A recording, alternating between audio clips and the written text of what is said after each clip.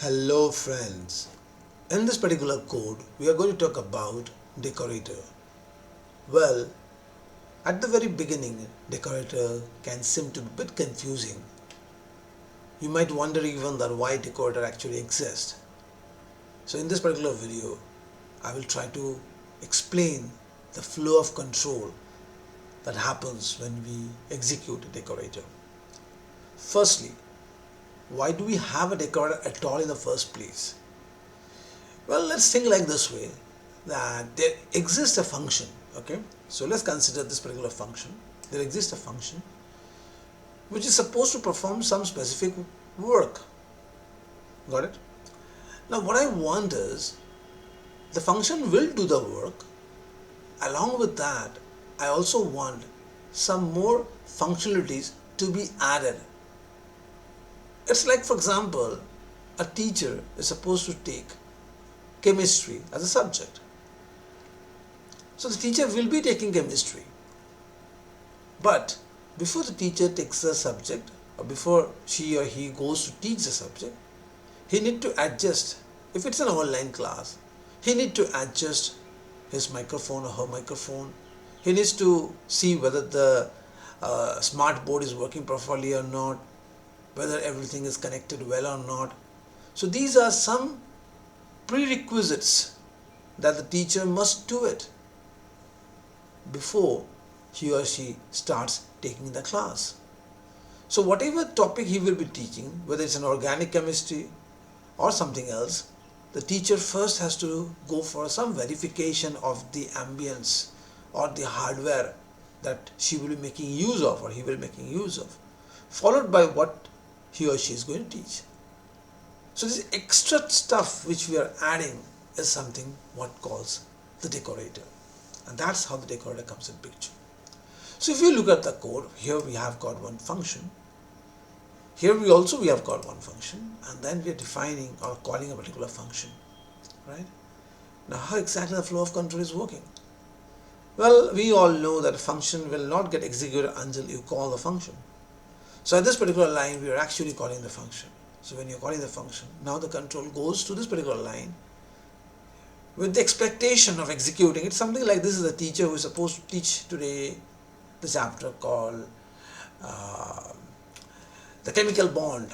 Okay, how chemical bond or how atom bond takes place. The teacher is supposed to teach this chapter. So before he or she is going to teach the chapter, he is or she is taking an online class. So he has to check some of his settings, some hardware settings. And that's where we are using @login required. So this is a name of a function, and this function is where the teacher will be checking every nitty-gritty of the class setup that need to be done so that the online class can be taken perfectly well, that the teacher has to ensure. So that means even though the teacher has to teach today the organic chemistry, but before the teacher actually starts teaching, the teacher will do this verification. So the moment you write over here @login required, what happened? The control will go to this particular function login required, login_required. But one small thing you have to keep it in mind. Although you didn't call login required, you gave a call to view_dashboard. But before the view_dashboard get executed, the control will find over here the @ notation. So what does this mean? Behind the scenes something happens like this way, that is login_required. This is the first line that is there, and this is a function, of course it's a function, and in the parameter of this particular function we are passing view_dashboard as an argument. So you can say that login required is such a function that passes another function as an argument. You can say this. I repeat, login_required is a function, undoubtedly @ followed by whatever stuff it is that has to be a function. But that function has an argument, and that argument is the name of the function which you actually have given a call right over here. So this line is happening under the hood, which we can't see. We just see the annotation followed by the function name. But behind the scene, this is what actually happens. Okay, great. So now it will give you a call to the function login required, and this particular function which you have passed an argument, that gets stored right over here inside this particular parameter called fung. Since func is holding the reference of a function, that's the reason why the func is of type object. You cannot write that, you cannot say it's an integer, string or boolean. You cannot say this is an object, because this is actually a function. So for that reason, this is the func keyword is holding the reference of a function. Okay, so far so good. Great. Now we are inside the body of this particular function. I told you first we have to execute this particular function. It's like the teacher must check whether the audio is working perfectly fine or not, whether the camera is fine or not, whether the smart mode is working fine or not. All this thing has to be checked before he or she is going to take the class. So the control is right over here, and remember the view underscore dashboard is been stored inside this particular parameter. And look over here, this function is going to return an object also as a parameter, because when you are giving a call to a decorator, the decorator concept involves a function as a parameter, and it will also return a reference of a function, and that's the reason why it is an object. You rightly heard, the decorator function is going to return the reference of a function. So that's the reason this is also an object. We'll see that. Now when the control gets inside this login required function, here it encounters another function. As we know that the function will not get executed until nobody calls the function. Yes, until nobody calls the function. So it knows that there is a function, but unfortunately this function will not get executed because nobody called this function yet. So the control will come right to this particular line. Okay, without executing this body of the function, it will come right over here and is going to send the reference of this particular function. And that's the reason why I said a few minutes ago, the decorator is such a function which will send the reference of another function. Because of that reason, you are writing object over here. So the return inner means what? You are basically sending the reference of this particular function. This reference which you are returning will be stored by this particular variable. Oh my God, just a few minutes ago it was a function. Yes, it is a function, but right now this will hold the information of this particular function. So this particular variable is going to hold, or you can say this particular reference, because after all this is of type object, so it is going to hold the reference of this particular function call. And all this is happening behind the scene. You will not be able to see this line of code because you have just written this. This is happening behind the scene. And in the next line, now you are going to call this particular reference. Remember, when you are calling this particular reference, it is holding the inner. So this is the ideal time you need to call the inner. So when you are calling the inner, the control now comes right over here. Why you are calling the inner? Because this is a reference that was holding this particular inner function reference. That's the reason why we have an object over here. So now when you are calling this view underscore dashboard, even though it talks about this particular function, that nothing to worry, because already you have passed view underscore dashboard is inside this particular parameter. So there's no problem that you don't lose the information. So this particular reference variable is holding the inner, and now we give a call to the, it seems that we are giving a call to view dashboard. No, we are not giving a call to view dashboard, we are giving a call to the inner. So control will now come right over here, and this is the time when the execution of the program will take place. So let me see what is there inside the inner. This is where you have to check your video, where you have to check where the teacher has to check the video, check the smart board, check the audio, check every like the viewers are able to connect to the system properly or not. All this verification has to be done before he or she is going to take the class. And that is what the beauty of the decorator is, that you need to perform some extra operation before you actually do what you are supposed to do. So that extra operation is now we are going to write over here. So what I have got over here, I have got a couple of string variables. One is called correct username, and I am just using a static username called, and that is Swaroop, and a static password. What is 123. I will take input from the user, enter username and password. So in case if the user gives exactly this username, in case if the user gives exactly the password, this if condition will be true. So given username and the stored username, given password and the stored password, if it is true, it will print a message called login successful. And then what you're going to do? You're going to give a call to func. Remember, this particular func was holding the information of view dashboard, and now you're actually giving a call to the method. It's a function giving a call to the function view dashboard, and then we are going to see this particular line. Yes, you rightly heard. This particular line will come in picture once I have given the correct username and the correct password, if that matches with this one.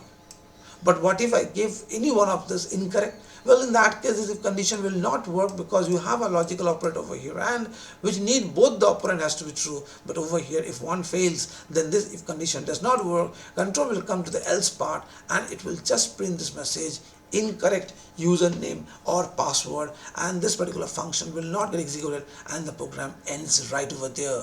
So we don't see this particular call any further in case if the username is invalid.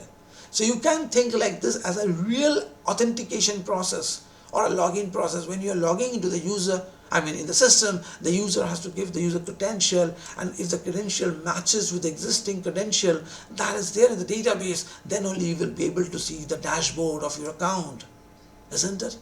If your credential does not match, it will tell you that it is incorrect and it will stay back the place where you are right now. You will not be able to see the dashboard. How beautiful the concept of Decorator is.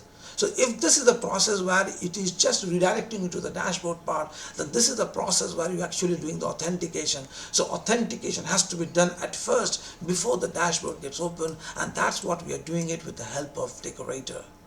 So now is the time. Let's go and click on the run button to see exactly how the Decorator is working.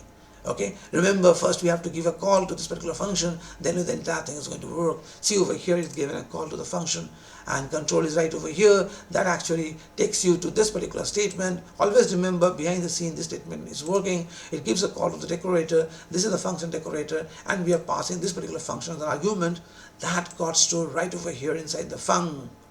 Right, and after that the control enters the body of the function, but unfortunately it has a function which will not get executed. So for that reason it returns the function name, that is inner, and that what gets stored right over here, which is again happening behind the scene. And then you're giving a call to this particular statement. Basically you are calling func, which holds information of view dashboard, and now this particular func is what you are giving a call to the inner. So the control is right over here, and you can see these two parameters, these two variables we have already declared, and it is asking me to enter the username. Well, let's start with something wrong. So over here I write the username as Peter, and I write the password as ABCD, which is both are incorrect. So in that case, this if condition fails, the if block doesn't get executed, it will come right over here and it will say incorrect username and password, and that means there is some problem in the audio. Well, there is some problem in the student connecting the system, so there is no point of teacher executing the class. So the teacher, before he or she is taking the online class, must ensure that every small items that is there in the system must be working perfectly fine. As I said, the microphone should work fine, the headphones should work fine, the smart board should be fine, the student should log the system perfectly fine, the student can interact with the teacher perfectly fine. All these small nitty-gritties need to be checked first before the teacher actually starts to take the class. And that is how the beauty decorator is happening. So we saw that since the credential failed, so there is no point of redirecting the control to the dashboard. And that's the beauty of Decorator. Isn't it really interesting? Okay, let's run the code last time, and this time we will provide the correct credential, and that is I will enter my username, I will enter the password, and this will get matched. So what is the username I have got? My name, SWARUP, and I have a password called 1234. As I hit the enter, the if condition becomes true, username, given username, that is Swaroop, and the existing username Swaroop both matches. The given password 123 and the existing password 123 got matched, and then this particular line got printed. Login successful. Once it's printed, now you're giving a call to func. Remember, this particular func is holding this particular parameter right over here, and this is the time when you're giving a call to view dashboard. So the control will jump to view dashboard right over here, and it will execute this particular statement, and after that it will return from this particular function, and the program ends with this welcome message. So let me hit the enter. So first I will be able to see login successful followed by welcome to dashboard, and that's how the decorator works. Remember always that the function, this particular function is supposed to do the work. So this is a teacher who is supposed to take chemistry, or this is a teacher who is supposed to take the subject physics, or any other subject. But before, and this is all happening in online mode, so before the teacher actually takes the subject, the teacher must do some counter verifications. Every ambience of the system is perfectly fine or not, and once all the thing is perfectly fine, then the teacher should start doing the work. Got it? And that's how the decorator works. I hope in this particular video you understood how exactly the flow of decorator is happening, but I know that this is what I did in Code Python. How about implementing decorator in Django, and that would be really interesting. So very soon I'm going to come up with a video where I will show you the implementation of Decorator in the live Django application, and that's really going to be amazing. Until then, have a nice time. Bye bye.